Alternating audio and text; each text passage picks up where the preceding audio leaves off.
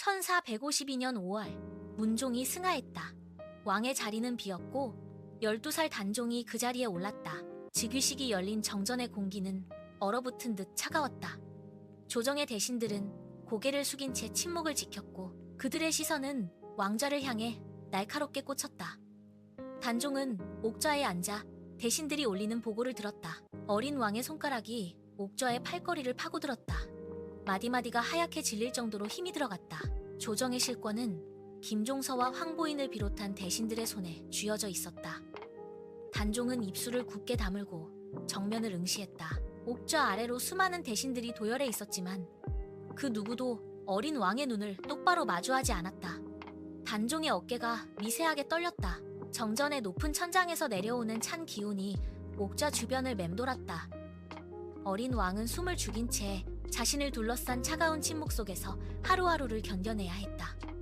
조정의 권력은 이미 어린 왕의 손을 떠나 있었다. 궁궐의 차가운 정적과는 정반대로 도성박 수양대군의 사가는 밤마다 뜨겁게 달아올랐다. 수양대군은 매일 밤 마당에 나와 활시위를 당겼다.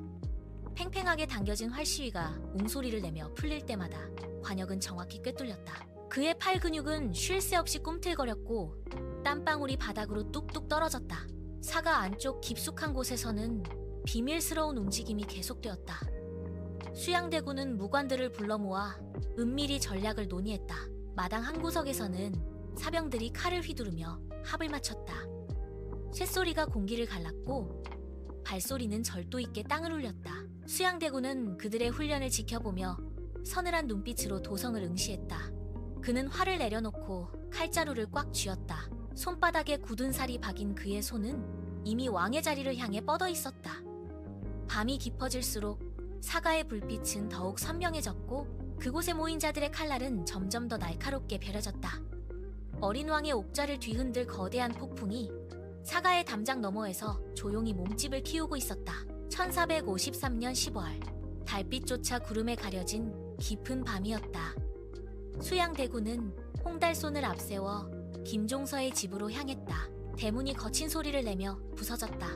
어둠을 뚫고 들어온 무리들이 마당을 가로질렀다. 김종서의 집 안쪽 등불이 흔들리며 그림자가 길게 늘어졌다. 인기척을 느낀 김종서가 문을 열고 나오려는 찰나 수양대군의 사병들이 그를 덮쳤다. 쇠망치가 공기를 가르는 소리가 들렸다. 육중한 쇠망치가 김종서의 머리를 정면으로 강타했다.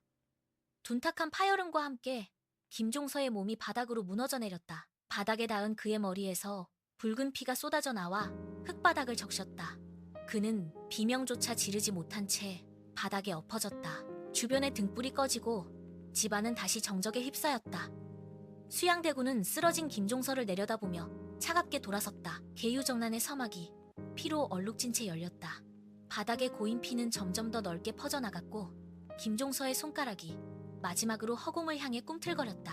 다음날 아침 수양대군은 핏자국이 채 마르지 않은 채 궁궐 정전으로 들어섰다. 그는 단종 앞에 무릎을 꿇고 고개를 숙였다.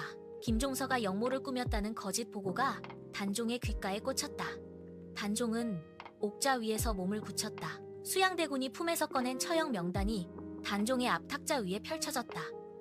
명단에는 조정 대신들의 이름이 빼곡히 적혀 있었다. 단종의 손이 옥새를 향해 천천히 움직였다. 손가락 끝이 미세하게 떨렸다. 옥새를 쥔 소나귀에 힘이 들어갔고 묵직한 옥새가 종이 위로 내려앉았다. 쾅 하는 소리와 함께 붉은 인장이 명단 위에 찍혔다. 그 순간 궁궐문이 굳게 닫혔다. 밖에서는 쇠사슬이 끌리는 소리와 함께 대신들을 끌고 가는 발소리가 요란하게 울렸다. 궁궐들의 도열한 사병들이 칼을 뽑아 들었다.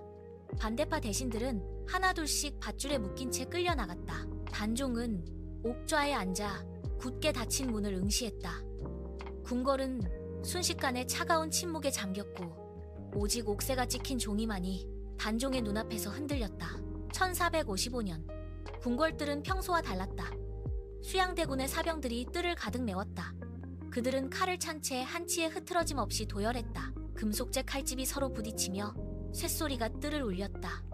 단종은 정전 계단 위에 서서 그 광경을 내려다보았다. 사병들의 시선이 일제히 단종을 향했다.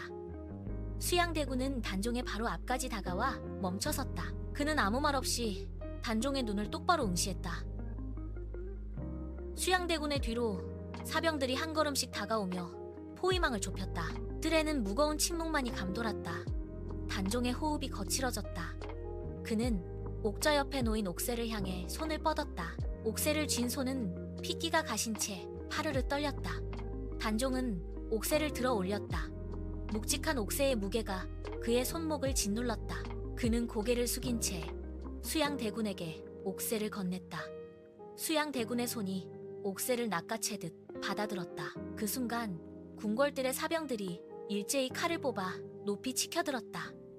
단종은 옥좌에서 내려와 천천히 정전을 등지고 걸어나갔다. 1456년 궁궐 지하 감옥에서 쇠사슬이 팽팽하게 당겨지는 소리가 울렸다. 성삼문과 박팽년이 단종 보기를 도모하던 계획이 수양대군의 첩자에게 발각되었다. 그들은 차가운 돌바닥에 묶인 채 거친 숨을 몰아쉬었다. 달궈진 인두가 살을 파고들 때마다 비명 대신 억눌린 신음이 새어나왔다. 고문은 며칠 밤낮으로 이어졌고 결국 그들은 처형장으로 끌려가 목숨을 잃었다. 수양대군은 즉시 단종의 거처를 들이닥쳤다. 그는 단종의 왕관을 강제로 벗겨 바닥에 떨어뜨렸다. 단종은 옥좌에서 밀려나 차가운 대리석 바닥에 무릎을 꿇었다. 수양대군은 단종을 노상군으로 강등한다는 교지를 내던졌다. 단종은 짐을 챙길 틈도 없이 궁궐 밖으로 밀려났다. 굳게 닫혔던 궁궐문이 열리고 단종은 낡은 가마에 태워졌다. 호위병사들은 단종의 등 뒤로 창끝을 겨누며 한양을 벗어나 영월로 향하는 길을 재촉했다. 뒤를 돌아보려던 단종의 시야에 궁궐의 높은 담장이 멀어지는 모습이 들어왔다. 말발굽 소리가 흙먼지를 일으키며 단종의 마지막 흔적을 지워나갑니다. 그는 이제 왕이 아닌 유배자의 신분으로 차가운 산길을 오르고 있었다. 영월 청령포는 사방이 깎아지른 절벽과 깊은 강물로 둘러싸인 섬과 같았다. 단종은 매일 아침 강가로 걸어나왔다. 발밑에 자갈이 으스러지는 소리가 고요한 강변에 유난히 크게 울렸다. 그는 강물 너머 한양 쪽을 향해 멍하니 시선을 고정했다. 차가운 강바람이 옷깃을 파고들었지만 그는 미동도 하지 않았다. 단종은 쭈그려 앉아 젖은 흙바닥에 손가락을 댔다.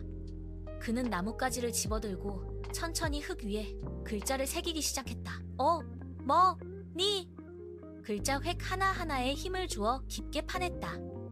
글자가 완성되자 그는 잠시 멈춰서서 그 모양을 내려다보았다. 이내 그는 손바닥으로 흙을 쓸어 글자를 지웠다. 다시 나뭇가지를 쥐고 똑같은 글자를 반복해서 썼다. 강물은 쉼없이 흘러가며 단종의 등 뒤로 차가운 습기를 밀어넣었다. 그는 글자를 쓰고 지우기를 수십 번 반복했다. 해가 저물어 강물 위로 어둠이 깔릴 때까지 그는 강가에서 한 발짝도 움직이지 않았다. 손끝은 흙과 물기로 진흙투성이가 되었다. 1457년 10월의 어느 날 청령포의 정막을 깨고 낯선 발소리가 들려왔다. 금부도사가 단종의 처소 앞에 멈춰섰다. 그는 묵직한 사발이 담긴 소반을 바닥에 내려놓았다.